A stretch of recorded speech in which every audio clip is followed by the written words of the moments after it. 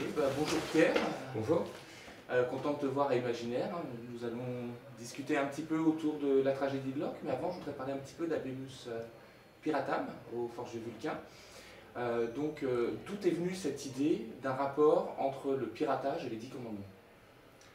Alors c'était une astuce narrative pour raconter des nouvelles, puisque Habemus Piratam, il y a plein d'anecdotes sur le monde du hacking et du piratage, et je ne voulais pas faire un recueil de nouvelles, je voulais vraiment qu'il y ait un liant, une histoire qui chapeaute tout ça, donc j'ai réfléchi, j'ai envisagé plusieurs choses, et finalement les 10 commandements, c'était ce liant au travers d'un curé qui s'ennuie dans sa campagne à confesser des petites vieilles qui jouent au Scrabble, enfin qui trichent au Scrabble. Et un jour, un pirate de classe internationale vient pour se confesser, pour dire on va me tuer, je dois me confesser, mais je ne sais pas comment faire. Et là, l'astuce, c'est les 10 commandements, où le curé lui dit bah écoute, on va voir pour chaque commandement et tu vas m'expliquer si tu as fauté ou pas. Et chaque faute, en fait, chaque cybercrime va trouver son écho dans un commandement. Donc voilà, donc c'était une astuce pour transformer un recueil de nouvelles en roman. D'accord, si je dis pas de bêtises, c'est ton domaine de travail aussi. Les curés ou le... la cybersécu. Et du coup, la question que je me pose, c'est tous ces faits que tu présentes, ils sont réels, probables? Alors, ce livre-là, il a été écrit, donc imaginez écrit en 2015-2016, il a été publié en 2018 dans sa première édition. Et à l'époque, c'était au moins faisable, c'était techniquement faisable, c'était pas des choses délirantes, c'était un peu l'équivalent de la hard SF, si tu veux, pour le monde du hacking. Et en fait, il s'est révélé qu'entre la première édition et la deuxième édition au Forge, qui est sortie en 2022, pratiquement toutes les histoires que j'avais inventées à l'époque se sont réalisées. Donc le piratage de l'agence notariale, le hacking, enfin la perte d'électricité dans une ville, ça s'est passé en Ukraine, etc. Donc oui, je pense que pratiquement tous les faits, hormis quelques-uns assez extraordinaires à la fin, se sont produits. Ouais. D'accord, y compris le fait de pouvoir prendre la main sur une télé connectée sans le réseau oui, local. Alors ça, je pense que ça existait déjà à l'époque. Ça existait déjà à l'époque. C'était des faits inspirés. Ouais. Parce que dans mon boulot, je note quand je vois passer, je fais beaucoup de veille, tu sais, je reçois des alertes des agences, etc. Et quand je vois passer des anecdotes vraiment croustillantes, je les note dans un petit papier. Par exemple, le cas du drone qui vole le manuscrit au travers de la vitre via du rayonnement thermique, ça en 2015, ça existait déjà. C'est-à-dire que c'était déjà une pratique des services secrets. Donc je m'en suis juste inspiré. D'accord, si on revient maintenant à la tragédie de Lorque, qui n'a strictement rien à voir, la SF c'est nouveau pour toi? La SF c'est nouveau, alors c'est nouveau en tant qu'écrivain, j'étais un lecteur dans le passé et depuis ces dernières années je trouve que c'est un domaine qui revient en force, notamment grâce aux séries télé, aux films où il y a beaucoup de Netflix, Prime, etc. Et ça m'a donné envie de me replonger dans cet univers-là, de retrouver mes amours d'enfance entre guillemets et de faire de la SF. Ce qui m'a surpris dès le départ, c'est donc on a ces orques qui sont dans l'espace en train de chercher l'antimatière pour réussir à obtenir de l'énergie, et on sent que c'est quelque chose qui n'est pas possible et qu'on envoie simplement ces gens dans l'espace pour rassurer le peuple. C'est un peu ça l'idée aussi? Ah, je ne veux pas spoiler ni le tome 1 ni le tome 2. Non, je pense que ça part d'une bonne intention. L'espoir est important dans les sciences. Je ne vais pas dire de tout temps, mais c'était un thème récurrent d'essayer de chercher l'inaccessible. Et là, la promesse scientifique qui est expliquée dans le roman est réelle, ou du moins elle est crédible. On cherche l'antimatière pour pouvoir miniaturiser des ordinateurs quantiques, pourquoi pas. Cela dit, ça semble assez vaste, parce que l'univers est vaste, et ils cherchent un peu au pif, donc ça ressemble à chercher une aiguille dans une botte de foin. Ils partent du principe qu'à l'origine du Big Bang, et ça c'est une des théories qui est vraie aussi, il y avait autant de matière que d'antimatière, la matière s'annihile avec l'antimatière, mais au final on ne retrouve que de la matière dans l'univers que l'on perçoit. Et les scientifiques se posent la question, mais où est donc passée l'antimatière? C'est comme où est Charlie, on ne le trouve pas. Et donc voilà, c'est l'idée maîtresse de ce roman-là. Les humains vont chercher l'antimatière dans l'univers, et pour ça, comme ils ne savent pas où trouver, ils vont à droite, à gauche, dans des strates, dans des replis de l'univers pour essayer de la trouver un peu par hasard. Donc oui, ça semble être une quête un peu vaine, mais il y a quand même un fond et une espérance au moins derrière. Et le personnage qu'on découvre assez tôt dans le roman, Yuri, donc chef de vaisseau d'un des deux orques, je le trouve très désabusé, un peu comme s'il avait perdu sa vie en quête de sens. Ouais. Bon, ça, je pense que c'est aussi quelque chose d'assez classique et d'assez d'humain, c'est-à-dire un homme qui cherche quelque chose d'inaccessible, qui court après une espérance collective, après un rêve, et qui, à la veille de la retraite, s'aperçoit qu'il n'a rien trouvé et il se pose des... Je pense que c'est très humain à ce moment-là de se poser des questions, mais en fait, est-ce que ça existe vraiment? Est-ce que c'est pas une quête inutile? Et de se poser les mêmes questions que tu viens de me poser, en fait. Hein. C'est-à-dire, finalement, à quoi ça sert tout ça?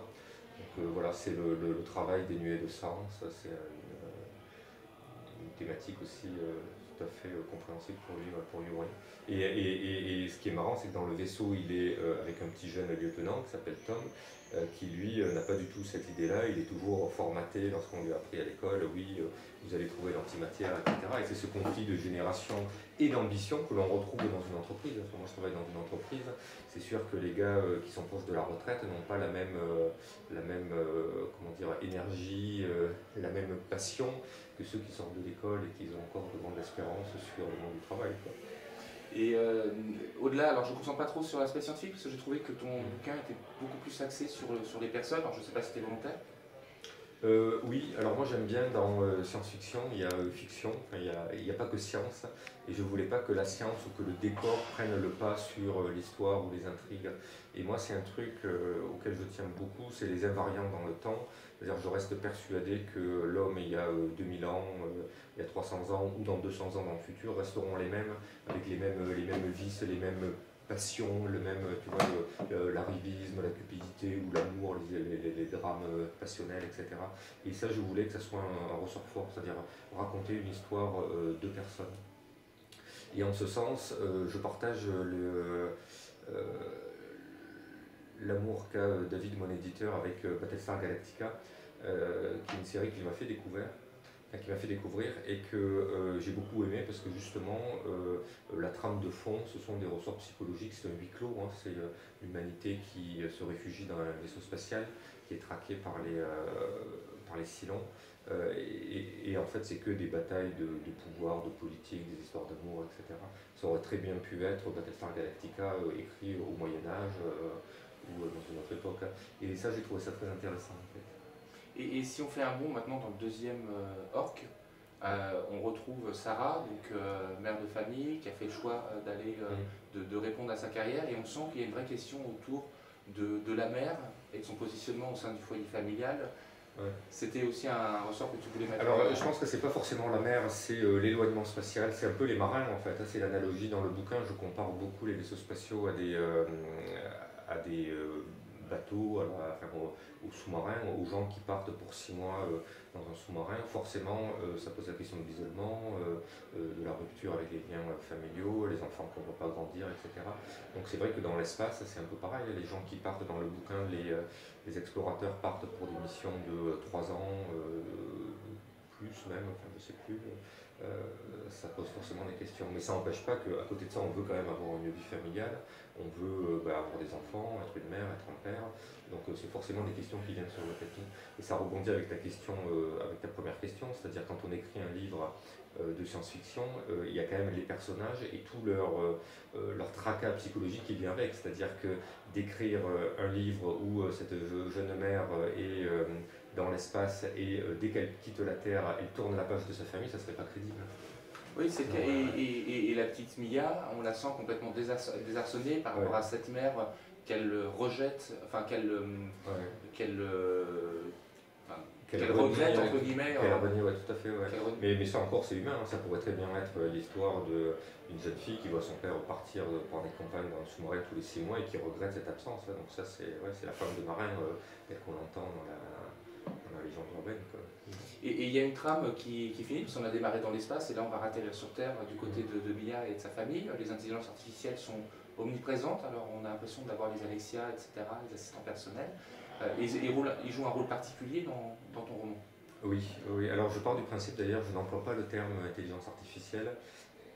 Quand j'ai commencé à réfléchir sur cette trilogie, je me suis quand même posé 2 ou 3 questions sur qu'est-ce que je pourrais faire d'original, parce qu'il y a énormément de productions, science-fiction, livres ou série, et l'intelligence artificielle c'est quand même le gros truc au milieu de la pièce, là où on ne peut pas louper.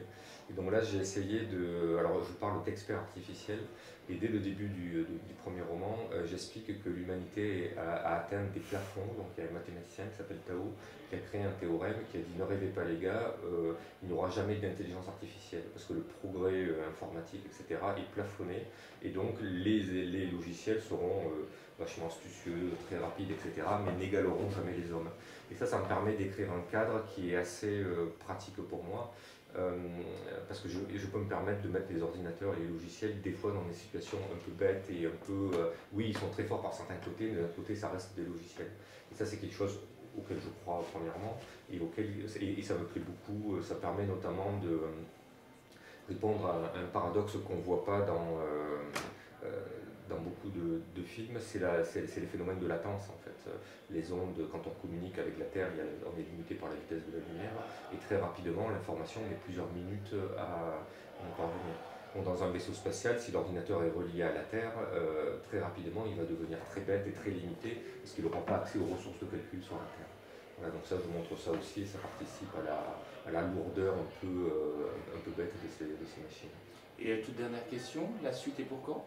Alors la suite sort le 28 septembre, donc le tome 2, donc c'est tous les 6 mois, donc mars-septembre 2023, pardon, et puis le tome 3 sortira en mars 2024. On attend avec impatience. Merci beaucoup Pierre. Merci.